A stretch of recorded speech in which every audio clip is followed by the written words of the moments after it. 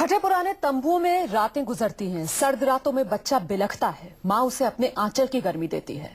हाड़ कपा देने वाली ठंड की मार से जिगर के टुकड़े बीमार होते हैं, तड़प तड़प कर उनकी मौत हो जाती है और सूबे के अफसर बेशर्म बयान देकर चलते बनते हैं। ये कड़वा सच है मुजफ्फरनगर का, वही मुजफ्फरनगर जहां दंगों की आग में सब कुछ गवा चुके सैकड़ों लोग राहत कैंपों में नर्क की जिंदगी गुजार रहे हैं। कांपते हाथों से माँ बाप अपने बच्चों के बेजान बदन पर 2 गज कफन का टुकड़ा डाल देते हैं। सांत्वना के 2 बोल सुनाकर नेता अपना फर्ज पूरा कर लेते हैं। सरकार आंकड़े गिनाकर सो जाती है और कुछ नौकरशाह जनता के जख्मों पर नमक छिड़ककर अपनी वफादारी साबित करने में जुटे हुए हैं। आखिर कब तक आम आदमी के मुद्दों का मजाक बनाती रहेगी सरकार और कब तक जनता के जख्मों को कुरेदते रहेंगे ये अफसर? आज हक मांग रहा है मुजफ्फरनगर, उत्तर प्रदेश की सल्तनत से जवाब चाहता है वो। 2-3 केसेस 4 केसेस ऐसे हैं जिसमें उन्होंने निमोनिया बताया है। ठंड से मरा कोई नहीं बताया है। ठंड से कभी मरता कोई नहीं। अगर ठंड से मरते तो साइबेरिया में कोई ना बचता। सुना आपने, ये उत्तर प्रदेश की चुनी हुई सरकार के सिपहसालार हैं। वो सरकार जिसे यूपी की जनता ने वोट दिया। नाम A.K. गुप्ता, सूबे के प्रधान गृह सचिव हैं। मुजफ्फरनगर में ठंड से दम तोड़ रहे बच्चों के बारे में बेशर्मी के साथ बोल रहे हैं। सूबे के मुखिया अपने गांव सफाई में जश्न मनाने में मशगूल हैं। अफसर बेगैरत बयान दे रहे हैं। उस सरकार को कफन में लिपटी किलकारियों का दर्द क्या समझ आ सकता है? जरा एक बार फिर सुनिए बच्चों की मौत पर क्या कहते हैं यूपी के प्रधान गृह सचिव। 2-3 केसेस 4 केसेस ऐसे हैं जिसमें उन्होंने निमोनिया बताया है। ठंड से मरा कोई नहीं बताया है। ठंड से कभी मरता कोई नहीं। अगर ठंड से मरते तो साइबेरिया में कोई ना बचता।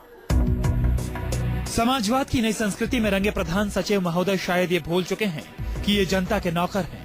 शायद ये भूल गए कि जिन बच्चों की मौत हुई वो इस देश के भविष्य थे। लेकिन मुजफ्फरनगर दंगा पीड़ितों के राहत कैंप में दम तोड़ते मासूमों पर क्या विचार हैं इनके, जरा सुनिए। ठंड से क्या होता है? ठंड से फिर कुछ होगा, निमोनिया होगा। कॉज ऑफ डेथ ठंड नहीं होगी कभी। तरस आता है ऐसे अफसरों की संवेदनशीलता और सामान्य ज्ञान पर। इन्हें याद है तो सिर्फ इतना कि वो नए समाजवादी संस्कार के प्रणेता माननीय मुलायम सिंह यादव के सुपुत्र की सरकार के मुलाजिम हैं। कुछ दिन पहले मुलायम सिंह ने राहत शिविरों को लेकर जो बेतुका बयान दिया था, ये जनाब उसी परंपरा को ही तो आगे बढ़ा रहे हैं। जरा सुनिए क्या कहा था मुलायम सिंह ने।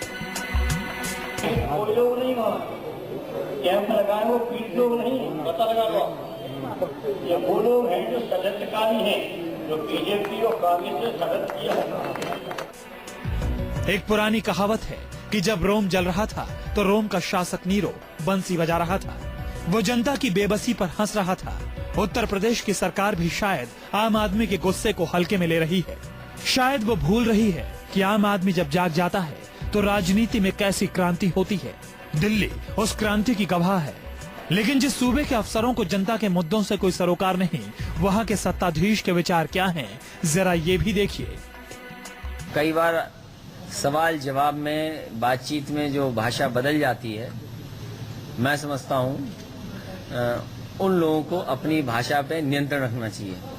और हम लोग भी कोशिश करते हैं, क्योंकि आजकल कैमरा और टीवी का जमाना है, तो कोई बात निकलेगी वो रिकॉर्ड हो जाएगी और उसके बाद हमारे हाथ में नहीं है, फिर आपके हाथ में है।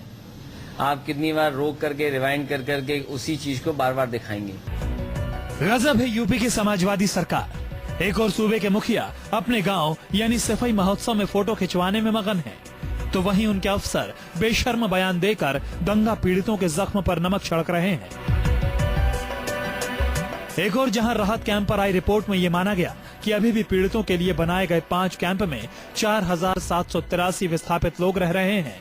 वहीं मुलायम सिंह कह रहे हैं कि राहत शिविरों में बीजेपी और कांग्रेस के एजेंट हैं। सवाल उठता है कि ऐसी सरकार और ऐसे अफसरों से क्या उम्मीद की जा सकती है? क्या यूपी सरकार 34 बच्चों की मौत के लिए जिम्मेदार लोगों के खिलाफ कार्रवाई करेगी? मानस श्रीवास्तव, लखनऊ, न्यूज़ 24।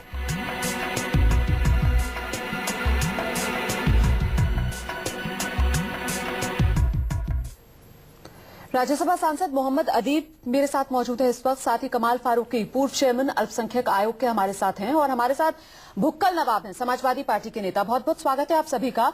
भुक्कल नवाब साहब, AK गुप्ता को कब सस्पेंड कर रही है यूपी सरकार?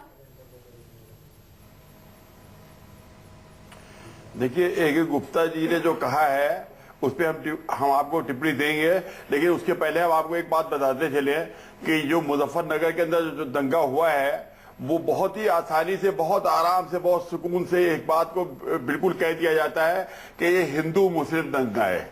और हम आपको ये बताना चाहते हैं कि ये हिंदू मुस्लिम दंगा बिल्कुल नहीं है। ये हिंदू मुस्लिम अगर दंगा होता तो ये जो 72 मुसलमान जोड़ों की जो शादियां हुई हैं, हमारे हिंदू भाइयों ने बढ़ चढ़कर हिस्सा लिया है, पैसा खर्चा किया है और वहां के ऊपर शादियां कराई हैं कैंपों के अंदर। भुक्कल नवाब साहब, आप जो बात कह रहे हैं मैंने मान ली। भुक्कल नवाब साहब, मैंने आपकी बात मान ली। दोबारा मेरा सवाल वही, AK गुप्ता को कब सस्पेंड कर रही है यूपी सरकार? ये नेताओं का दंगा है, ये नेताओं का दंगा है जी। हेलो, AK गुप्ता को कब सस्पेंड करेगी यूपी सरकार? देखिए, AK गुप्ता जी ने जो भी बयान दिया है वो बयान किसी और का था। आपने AK गुप्ता का खैर नाम ले लिया, बयान किसी और ने दिया था, और लेकिन आपने AK गुप्ता को कह दिया कि गुप्ता ने सुनिए, बयान किसी और का नहीं है। AK गुप्ता कैमरा में मुस्कुराते हुए चेहरे के साथ ये बोलते हुए नजर आ रहे हैं। किसी ने उनकी तरफ से कोई बयान नहीं दिया है। सवाल एक बार फिर से, AK गुप्ता को कब सस्पेंड करेगी यूपी सरकार? हाँ, ऐसा है कि जो भी है वो कार्रवाई जो है, हमारे माननीय युवा मुख्यमंत्री ने इस बात को कह दिया है कि जो भी बोले टीवी के वो बोले, संभल के बोले, और जो बोलता है उसकी बात पकड़ ली जाती है। तो इसलिए हमको वहां पर संभल के बोलना है और समझ कर बोलना है। आप भी संभल के बोलिए ना। एक आम बात हो रही है। भुक्कल नवाब साहब, AK गुप्ता को सस्पेंड करेगी या नहीं करेगी यूपी सरकार, ये बता दीजिए। चलिए, करेगी या नहीं? अरे, उनको सस्पेंड करने और उन पर कार्रवाई करने के लिए ही सब कुछ, जितनी बातें हैं वो सब चल रही हैं। वो सब सारी बातें जो है वो इसी में चल रही है। और हम आपको एक बात और बताते चले कि गुप्ता को सस्पेंड कर दे, गुप्ता माफी मांग ले, उससे जो बच्चे वहां पर मरे हैं गाजियाबाद में वो जिंदा नहीं हो जाएंगे। अच्छा, मरे हैं बच्चे? कुछ नहीं होने वाले। अच्छा, कुछ बच्चे मरे हैं क्या? भुक्कल नवाब, क्या बच्चे मरे हैं वहाँ? कमाल फारूकी, मैं आपको रोकना चाहूंगी। भुक्कल नवाब साहब, एक तो आप जरा ये समझ जाइए कि गाजियाबाद पर बात नहीं हो रही है, मुजफ्फरनगर के बारे में बात हो रही है। और दूसरी बात मेरी ये कि मतलब आप मान रहे हैं कि पहले यूपी सरकार झूठ बोल रही थी, बच्चे मर रहे हैं? बच्चे मर रहे हैं कि ठंड से मर रहे हैं आप कह रही हैं? ठंड जो है ये 3 महीने से 7 सितंबर से चल रहा है। 7 सितंबर, अक्टूबर और नवंबर तक के लोगों ने जो है पंखे चलाए हैं और वहां के ऊपर ठंड नाम की कोई चीज नहीं। अभी दिसंबर में ठंडक आई है। पहले से 4 महीने का आप आंकड़ा, 3-3.5 महीने का आंकड़ा लेके चल रहे हैं और 3.5 महीने के अंदर 34 बच्चों को बता रहे हैं और सबके सब ठंड से मर गए। ये जो है ये सर के ऊपर से बात निकलती है, आपके सर के ऊपर से बात निकलती है। आम हिंदुस्तानी जो इस खबर को सुनता है उसके सर के ऊपर से ये बात नहीं निकलती। माफ कीजिएगा, आपके सर के ऊपर से भले ये बात निकल रही हो। कमाल फारूकी, मेरा सवाल आपसे ये है कि ये लोग शायद इस ठंड को समझ नहीं पा रहे। कहीं मई 2014 में कपकपाती ठंड का सामना तो नहीं करना पड़ जाएगा समाजवादी पार्टी को? नहीं, वो तो खैर करना पड़ेगा, वो तो इनको पता चल जाएगा, अकल इनकी दुरुस्त हो जाएगी। लेकिन अरे सुनिए भुक्कल साहब, आप पता नहीं कहां, आपके स्टेटमेंट जो है ना बिल्कुल गलत स्टेटमेंट होते हैं। आपने तस्लीम किया कि वहां मर रहे हैं, आपके नेता तो वहां तस्लीम ही नहीं कर रहा है। आपका जो अभी आपको ये कह रहा हूं कि नहीं AK गुप्ता ने नहीं कहा है, उसका तो स्टेटमेंट नजर आ रहा है आपके। अरे सुनिए, आप जब इतनी देर से बोल रहे थे, आप सुनिए अब आप सुनिए। आपके चीफ मिनिस्टर ने, नेताजी ने कहा कि वो जितने भी लोग बाग हैं वहां रह रहे हैं, बीजेपी और कांग्रेस के रह रहे हैं। आपके चीफ सेक्रेटरी कह रहा है कि 4763 लोग जो हैं वहां पर हैं, उसके अंदर जो विक्टिम्स हैं। आपकी आज की रिपोर्ट ये कह रही है कि वहां पर बच्चे मरे हैं। हाँ, ज्यादा नहीं मरे, 1 दर्जन के आसपास मरे हैं। आपका वो सेक्रेटरी कह रहा है कि वहां कोई बच्चा नहीं मरा। आप में से कौन झूठा है, कौन सच्चा है, ये जानना चाहती है दुनिया आपसे। कौन गलत बोल रहा है, कौन सही बोल रहा है? भुक्कल नवाब, कोई जवाब है? कौन सही बोला, कौन? अगर अरे आप जवाब लेना चाहिए तब तो जवाब मिलेगा ना। हम तो जो हमारे सरकारी आंकड़े हैं वो 11-12 बच्चे जो बता रहे हैं वो मरे हैं, वो ठंड से मरे हैं कि नहीं मरे हैं, इसका फैसला जो है वो आप ना करिएगा ना हम करेंगे। अरे आपकी रिपोर्ट में कहा बाबा, लगाइए। अरे आपकी रिपोर्ट में कहा है बुक्कल साहब, आपकी रिपोर्ट में, अरे आप गलत बोल रहे हैं ना, आप गलत बोल रहे हैं ना। आपकी रिपोर्ट ने कहा, हमारी रिपोर्ट में 34 पढ़ी है, हमारी रिपोर्ट में 34 रिपोर्ट पढ़ी है, आपके अखबार में कहा है कि ठंड से बच्चे ज्यादा नहीं मरे हैं, हाँ 1 दर्जन मरे हैं। ये मैं नहीं कह रहा, आपकी रिपोर्ट कह रही है।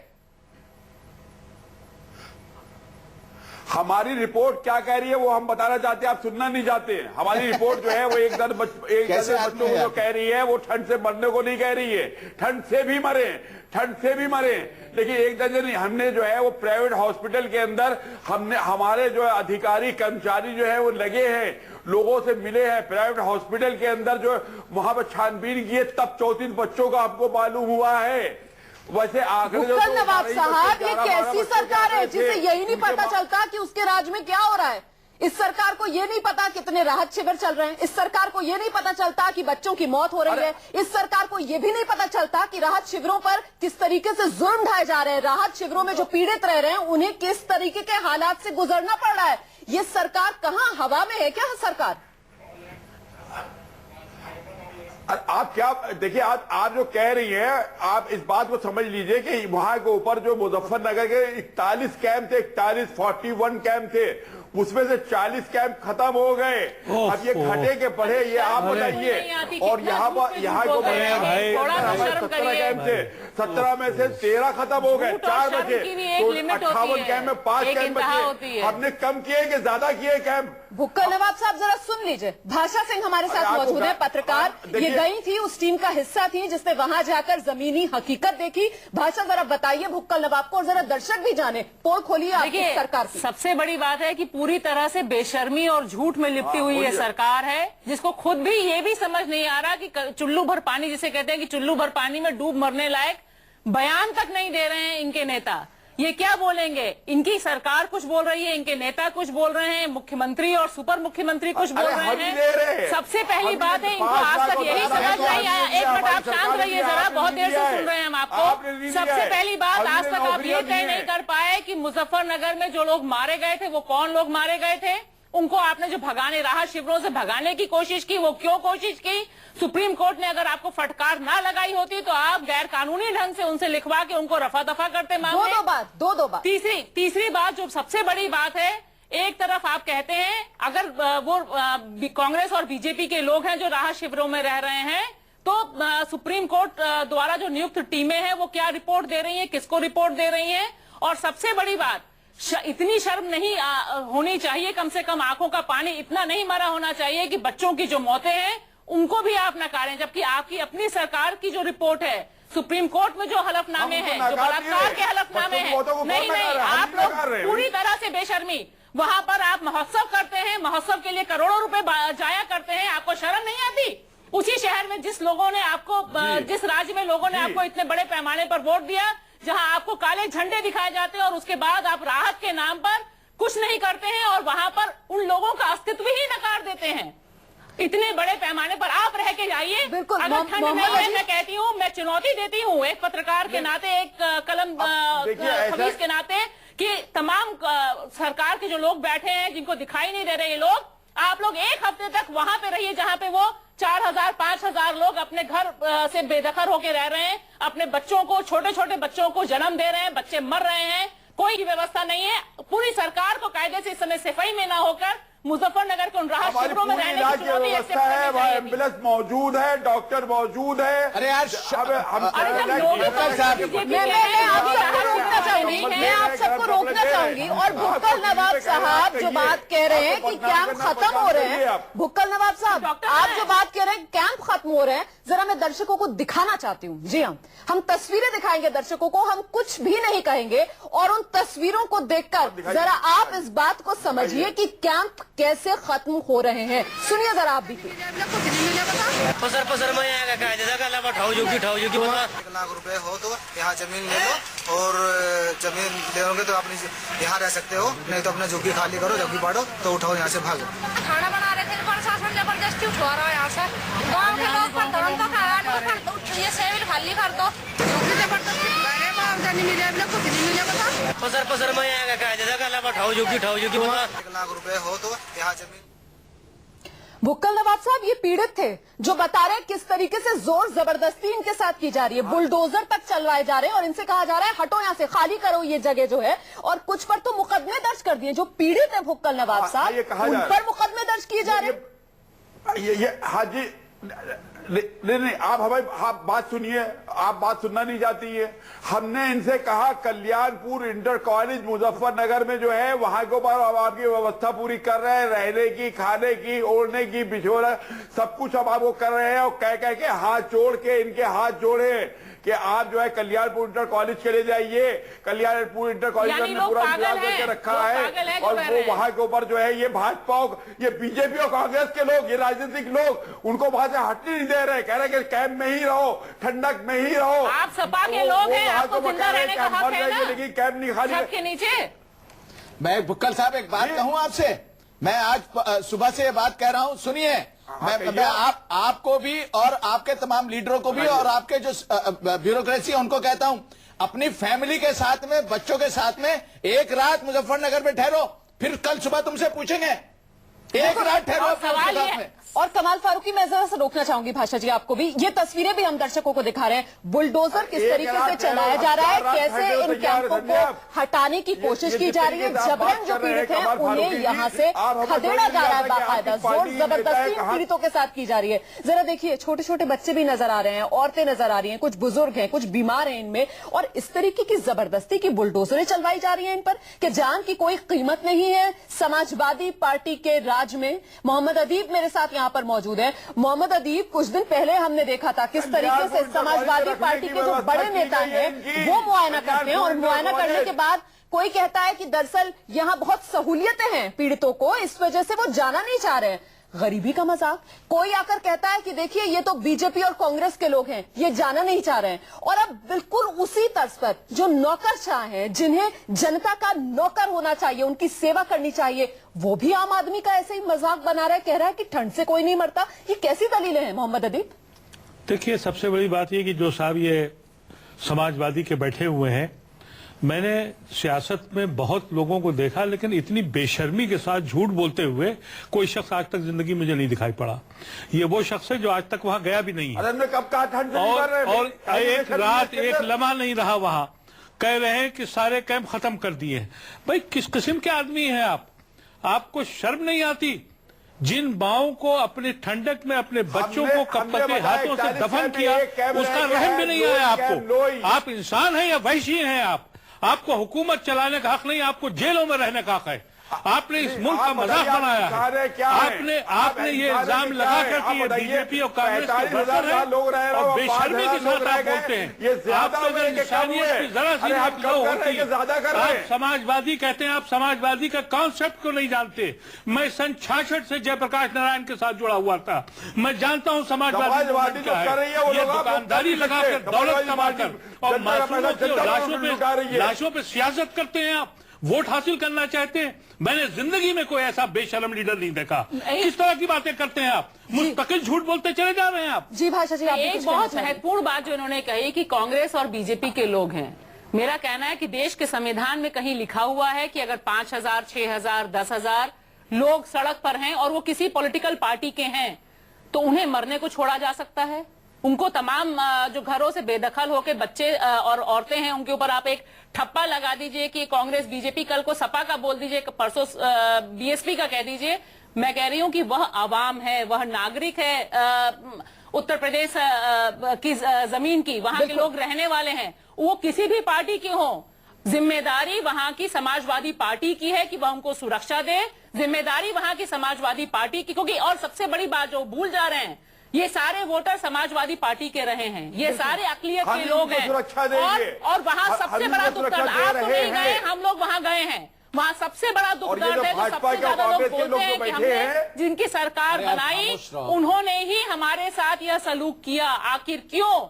सबसे बड़ा सवाल जो मुजफ्फरनगर में अकलियत के समुदाय के लोग जो इस समय पिछले इतने महीनों से जो वहां पर दर बदर है, और कोई देश का संविधान उठा लीजिए, किसी भी देश का संविधान उठा लीजिए, कहीं पर भी ये डिस्क्रिमिनेशन अलाउ करना कोई दुनिया का कोई कानून आपको अलाउ नहीं करता, आपको ये अनुमति नहीं देता कि चूंकि वो दूसरे राजनीति के लोग हैं। मैं कह रही हूं अगर आपके तथ्य यह मान भी लें तो भी उनके साथ ये नाइंसाफी आप नहीं कर सकते, क्योंकि यह जमहूरियत है। बिल्कुल, जमहूरियत नवाब का साहब, अधिकार है। नेता हैं आप, जनता आपको चुनती है। कब तक जो वोट देते हैं आपको, उन्हीं के साथ आप इस तरीके की धोखाधड़ी करेंगे? कब तक आप ठगेंगे वोटर को और जश्न मनाएंगे? आजकल जश्न चल रहा है।